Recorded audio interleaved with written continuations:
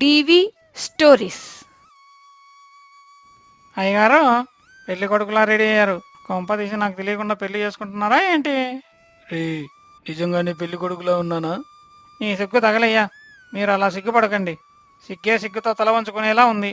సరే గాని, ఇంతకి ఎక్కడికి? పంచాయతీకా? కాదురా, ఈరోజు ఆ కాంతమ్మ చిన్న కొడుకు పెళ్లి కదా, అందుకే ఈ ముస్తాబు. నీకోసమే ఎదురు చూస్తున్నా. పద వెళదాం. ఎందుకు? పెళ్లిలో సైట్ కొట్టడానికా? అయినా ముదిరిపోయిన బెండకాయలా ఉన్నారు. మీకెవరు పడతారు? రే బుచ్చి, ఎవరైనా సనువిస్తే సంకకెక్కుతారు. నువ్వు నెత్తికెక్కి కూర్చుంటున్నావు. పదరా వెళ్దాం. ఏం కాంతమ్మ, మా అయ్యగారు వస్తుంటే అలా చూసి చూడనట్టు వెళ్తున్నావు? మర్యాదలు ఏమీ లేవా? చూసి చూడనట్లు కాదురా బుచ్చి, చూసే వెళ్తున్నాను. మొన్నటికి మొన్న పంచాయతీకి వెళ్తే ఆ సరోజ పక్క తీర్పిచ్చడం ఈ పిల్ల జమీందారు మళ్ళీ ఈరోజు ఏ మొహం పెట్టుకుని పెళ్లికి వచ్చాడో. దరిద్రుడా, వచ్చి రంగానే కాంతమ్మతో తిట్టించడమే పనిగా పెట్టుకున్నావా ఏంటి? ఆ నోటికి అద్దు అదుపు ఉండదు. పదరా లోపలికి వెళ్దాం. వీళ్ళ మాటలకి ఏం గాని మీరు రండి ప్రెసిడెంట్ గారు. అత్తయ్య గారు, ఏంటే చెవికోసిన మేకలు అరుస్తున్నావు? అక్కడ జరిగేది చూస్తే మీరు కూడా అలాగే అరుస్తారు. ఏమైంది? ఆ దీప పెళ్లి కూతురు అయ్యింది, కానీ పట్టుచీర కట్టుకోలేదు, విలువైన నగలు పెట్టుకోలేదు. మన వాళ్ళ ముందు పరువు తీసేటట్టుందది. నువ్వెందుకు చెప్తున్నావో నాకు తెలుసులే. ఈ ఇంటికి మీ చెల్లెలు చిన్న కోడలుగా రాలేదనేగా అత్తకిలా నూరిపోస్తున్నావు. ఏంటి దీపా, నీ పుట్టింటి వాళ్లకు చీరలు నగలు పెట్టడానికి కూడా స్తోమత లేదా? అక్కడికి మీ మామయ్య గారికి చెప్తూనే ఉన్నా, ఈ సంబంధం మనకు సరైనది కాదని, వీళ్ళు మనకు తోగలేరని. అత్తయ్య, నా పుట్టింటి వాళ్ళు నాకు విలువైన చీరలు నగలు ఇవ్వకపోవచ్చు, కానీ అంతకంటే విలువైన విద్యను, ఆత్మగౌరవాన్ని, విలువలను ఇచ్చారు. ఆ వీటికేమీ తక్కువ లేదు. వద్దు కుయ్యో ముర్రో అని మొత్తుకున్నా.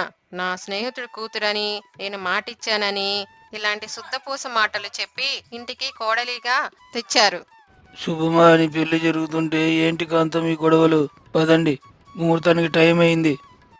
తరువాత అంజలి ప్రతిదానికి వంకలు పెడుతూ లేనిపోనివి అత్తకు చెబుతూ ఉంటుంది.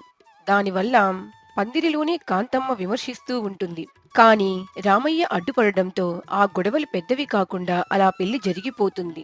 తరువాత భోజనాల దగ్గర ఏమ్మా కాంతం, భోజనాలు ఎలా ఉన్నాయి? కొంచెం వడ్డించమంటారా? అయినా మా వైపు ఏమన్నా లోటుపాట్లుంటే కొంచెం సర్దుకోండి చెల్లెమ్మా. పొరపాటు ఏముందిలేండి బాబాయ్ గారు, భోజనంలో ఉప్పు లేదు, వడ్డించేవాడికి ఓపిక లేదు. ఎప్పుడూ మీకోలేనా? ఇక్కడ మా అయ్యగారు కూడా ఉన్నారు. మాకు వడ్డిచ్చేది ఉందా లేదా? అత్తయ్య, ఈ కూరలో కరివేపాకు ఎక్కువైనట్టుంది, తీసేయండి. మా అయ్యగారు మీకు కరివేపాకులా కనిపిస్తున్నారా ఏంది? ఒరే, వాళ్ళు ఏమీ అనలేదు. కొత్త కొత్త పేర్లు నువ్వు పెట్టమాకు.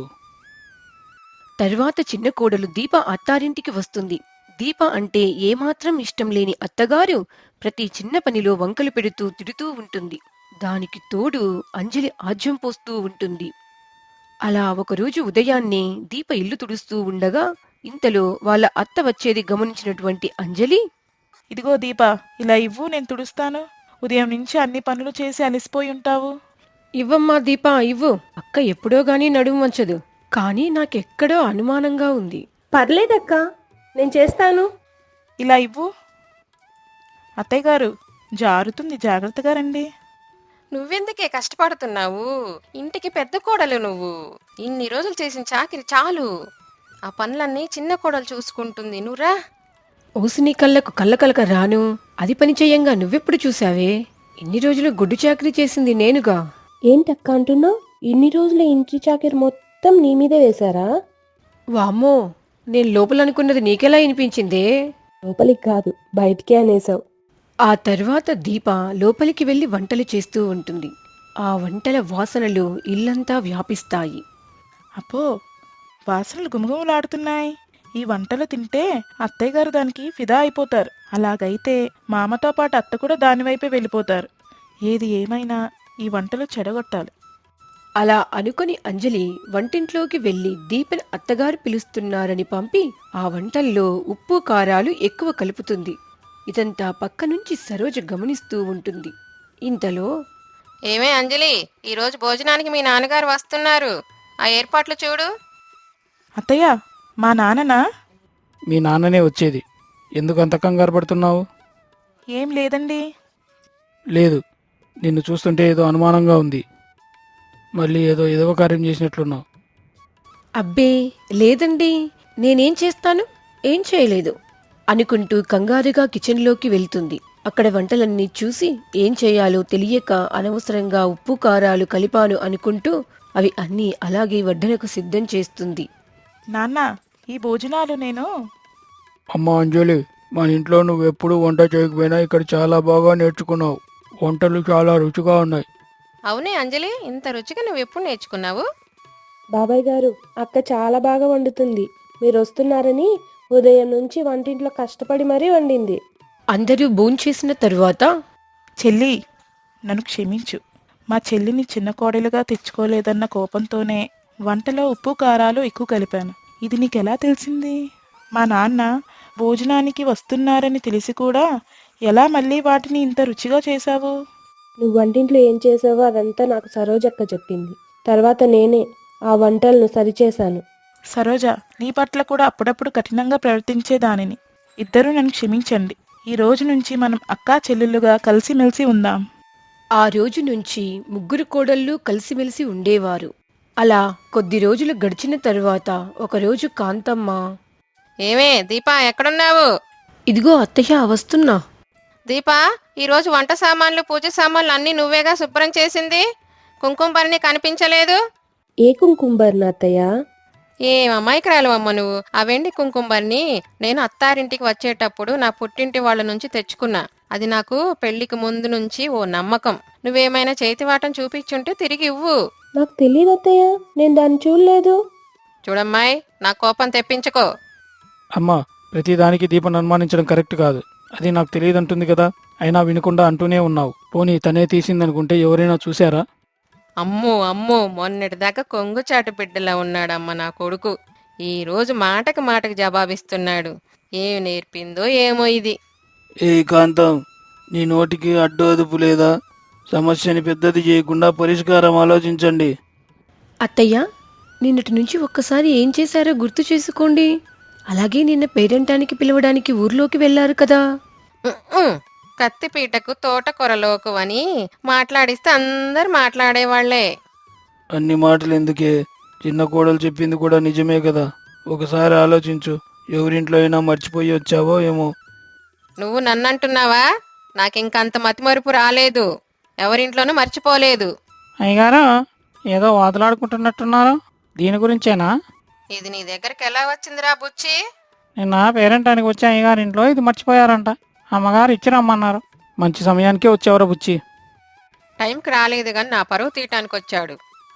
అలా మనసులో అనుకుంటూ అక్కడి నుంచి వెళ్ళిపోతుంది కాంతం. అత్త ఏదో ఒక కారణంతో తనని సూటిపోటి మాటలు అంటూ ఉండేది. కాని దీప ఏ రోజు అత్తని ఒక మాట అనేది కాదు. ఎందుకంటే అది మామ మీద గౌరవం. అలా కాలం గడుస్తున్న కొద్దీ ఒకరోజు అత్త బాధపడుతూ కంగారు పడటం గమనిస్తుంది దీప. అత్తయ్య, 2 రోజుల నుంచి గమనిస్తున్నాను. ఎందుకు అలా ఉన్నారు? సరే, మీకు ఇష్టం లేకుంటే చెప్పొద్దులే అత్తయ్య. ఏమే దీపా, ఇలారా. నేను ఒక పెద్ద సమస్యలు ఇరుక్కున్నా. పక్కింటి వనిజ పిన్ని ఉంది కదా, ఆవిడ దగ్గర మీ మామయ్య కూడా తెలియకుండా చిట్టి వేశాను. ఇప్పుడు తనేమో ఏం చిట్టి డబ్బులు, నువ్వెప్పుడు నా దగ్గర చిట్టి వేశావు అంటూ మాట మారుస్తుంది. సరే అత్తయ్య, మీరు కంగారు పడకండి. ఏదో ఒకటి ఆలోచిద్దాం. అలా దీప తన అత్తకు ధైర్యాన్ని చెప్పి మరుసటి రోజు పక్కింటి వనజ దగ్గరకు వెళ్తుంది. వనజా పిన్ని, ఓ పిన్ని, ఏం చేస్తున్నారు? ఏం చేస్తానే, ఇదిగో ఇలా కూర్చొని ఆలోచిస్తున్నా. అత్తయ్యకి ఈ మధ్య చాదస్తంతో పాటు మతిమరుపు కూడా ఎక్కువయ్యి ఏదేదో వాగుతుంది. చీటీ డబ్బులు నీ దగ్గర కట్టాను, నువ్వు ఇవ్వలేదు అంటుంది. నీకు మీ అత్త గురించి తెలిసిందే కదా, నువ్వు వచ్చినప్పటి నుంచి ఏడిపించుకు తింటుంది. ఇక నా విషయానికి వస్తే నా అంత మంచివాళ్ళు ఈ వీధిలోనే లేరు. అది నాకు కూడా తెలుసు కదా పిన్ని. అప్పుడప్పుడు మీరే కదా నాకు తోడుగా ఉంటూ ఆ కుటుంబం నుంచి విడిపోమ్మని మంచి మంచి సలహాలు ఇస్తుంటారు. అవునే తల్లి, నీ కష్టాలు పగవాళ్ళకు కూడా రాకూడదు. ఇంతకు వచ్చిన పనేంటో చెప్పనే లేదు. ఏం లేదు పిన్ని, నేను కూడా నీ దగ్గర ఒక 30,000 చీటీ వేద్దాం అనుకుంటున్నా. మా ఆయన మొత్తం డబ్బులు మా అత్తకే ఇస్తున్నారు. ఆవిడకి ఇవ్వకుండా ఆ డబ్బులు ఇలా మళ్ళిద్దామనుకుంటున్నా. మంచి ఆలోచనే దీపా. ఆలస్యం అమృతం విషయం అంటారు. మరి లేట్ ఎందుకు? చిట్టి డబ్బులు కట్టేశాయి. అలా దీప వనజని బాగా నమ్మించి చిట్టి డబ్బులు కడుతూ ప్రతి నెల వనజ దగ్గర సంతకం చేయించుకునేది. ఒక నెల తన కుటుంబ సభ్యులను అలాగే ప్రెసిడెంట్ను తీసుకువచ్చి చాటుగా ఉండి గమనించమని చెబుతుంది. పిన్నిగారు, ఇదిగో ఈ నెల చీటీ డబ్బులు, ఈ బుక్లో సంతకం కూడా చెయ్యండి. దీపా, ఈ విషయం మీ అత్తకు తెలుసా? అబ్బే లేదు పిన్ని, ఆవిడకి ఏం తెలుసు, బొత్తిగా లోకజ్ఞానం లేని మనిషి. దానికి తోడు ఆ మతిమరుపుతో బాధపడుతుంది. అవును, నీ పాటి జ్ఞానం కూడా లేదు దానికి. నువ్వేమో నెల నెల బుక్కులో సంతకం చేయించుకుంటున్నావు. అది కూడా చేయించుకునేదే, కానీ ఆ బుక్కు నా దగ్గరే ఉంచేది. అవునా పిన్నిగారు? అవునే, మీ అత్తయ్యను ఎందుకని అడిగితే ఈ బుక్కు ఇంట్లో ఉన్న వాళ్ళు చూస్తే చిట్టి వేసేది అందరికి తెలుస్తుందని చెప్పేది.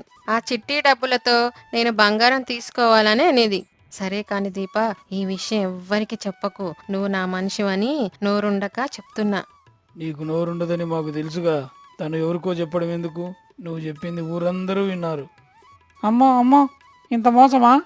నువ్వు కాంతమని మోసం చేయాలని చూసావంటే మామూలు జనాలు నీకు ఒక లెక్క. ఏమే కాంతం, కనీసం ఈ చిట్టి సంగతి నాతో గాని పిల్లలతో గాని చెప్పనే లేదు. చిట్టి మీరు వెయ్యనివ్వరని, ఆ డబ్బులు మీరు ఎక్కడ తీసుకుంటారోనని చెప్పలేదు. చేసావులే ఘనకార్యం. ఇప్పుడు చూసావా ఏమైందో? మన చిన్న కోడలు తెలివైంది కాబట్టి సరిపోయింది. లేకపోతేనా ఉన్నది బాయ్ ఉంచుకున్నది బాయ్ అని. అవునయ్యా, ఈ రోజే నా చిన్న కొడలు లేకపోతే నా పరిస్థితి ఏమయ్యేదో తలుచుకుంటేనే భయంగా ఉంది. దాన్ని నేనే తప్పుగా అర్థం చేసుకున్నా. నా చిన్న కొడలు బంగారం. అయితే సమస్య పరిష్కారమైనట్లేగా. మా అయ్యగారికి ఇక్కడ ఇంకా ఏ పని లేదుగా. ఇలా ఎవరికి వారు సమస్యలు పరిష్కరించుకుంటూ పోతే చివరికి పంచాయతీలో మీరు నేనే మిగిలేది. పదండి వెళ్దాం. చూస్తున్న ప్రేక్షకులకు చిన్న విజ్ఞప్తి. మా అయ్యగారికి ఊర్లో ఇక ఏ పని లేదు. దయచేసి మీరు సబ్స్క్రైబ్ చేయండి. కనీసం ఆ లెక్కలన్నా చూస్తారు. రే బుచ్చి, పరువంతా తీస్తున్నావు. పదరా వెళ్దాం. ఆ లెక్కలు నీ లెక్కలు అన్నీ తేలుస్తాను.